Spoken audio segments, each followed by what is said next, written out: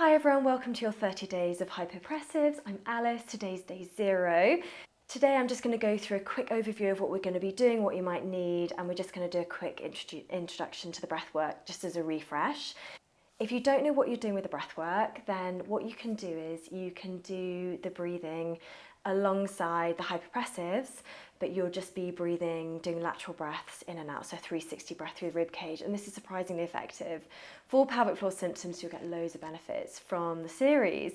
I've also got a beginners playlist that you might want to have a little look at if you want to have a go. So, things that you might need: a ball. This is completely optional, but I often use a ball in between my hands or between my knees. This is really lovely to sort of layer up the feeling of vacuum and give yourself a little bit more of a workout.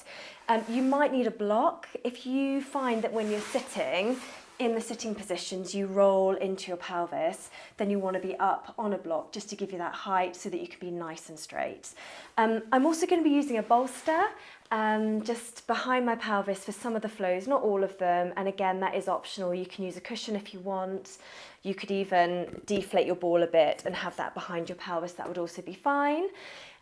Just very quickly, there are some contraindications to the hypopressive breathwork. So uncontrolled high blood pressure, recent surgery are the big ones, and pregnancy as well. So if you are not sure whether or not it's safe for you to do, there's a list of the contraindications below the video, but please get in touch and only do these exercises if it is safe for you to do so and your medical practitioner says that it's safe for you. Our theme is breath. Breath work is just absolutely incredible for the pelvic floor. So when we breathe in, our diaphragm comes down and our pelvic floor softens, and as we exhale, the diaphragm rises and the pelvic floor gently contracts as well. So with hypopressives, you've got this lovely synergistic movement happening. So one of the big things that we do is breathing into the sides and into the back of the rib cage. So if you don't know what the hypopressive breath work is, but you just want to follow along, then what you want to do is aim the air into the sides, into the back of the rib cage. And then when I get to the point where I say hold your breath, pause, stretch your ribs, you just keep breathing in for 3 roughly, and a nice slow light exhale. So just a little note about the exhale as well. So there's no forcing of the breath. There's no pushing out all of the air, nothing like that. It's a nice gentle exhale, like misting a window, until the breath naturally fades, but you would definitely be able to push out quite a bit more air if you went to force it out. So don't force out the breath. It's not good for your pelvic floor. It's not going to do any favors. Just keep the breath really nice and natural. So breathing in for 3, nice light exhale through your mouth till the breath fades rather than forcing. So no forcing of the air. And the poses, you can do modifications for those.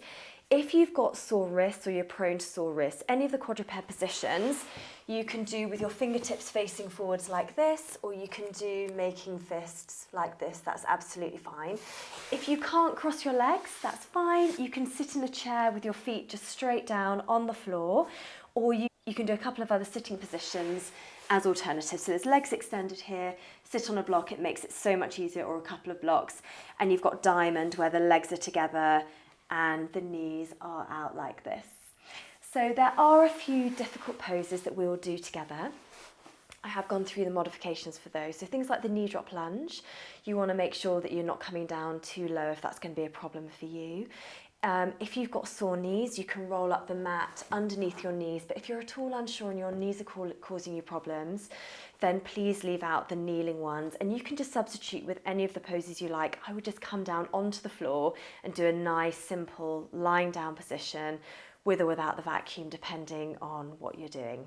So I'm so excited to be starting everything properly with you tomorrow, but for now we're just going to do a little recap of the breath work for any of you that are feeling a little bit rusty. And as I said, there's a beginners playlist with loads more information. So if you want to just come into a sitting cross-legged position, grab a block if you need to sit on, bring your knees up a little bit. We're going to have the hands just resting on the knees. We're going to do a nice steady inhale into the sides and into the back of the rib cage. As you exhale, you're going to lengthen. Nice light exhale. Inhale again. And as you exhale, feel that you're gently lengthening. Let that breath fade away, and then we're going to do one more breath here. Nice light exhale. And if you're going to do the hypopressive breath, that's the point where you were going to pause.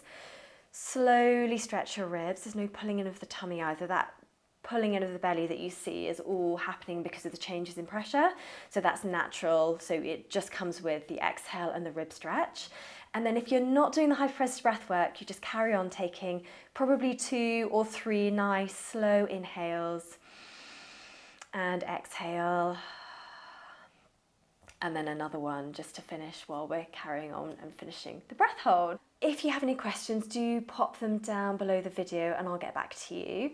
And I'm really looking forward to getting started properly with you all tomorrow for day 1.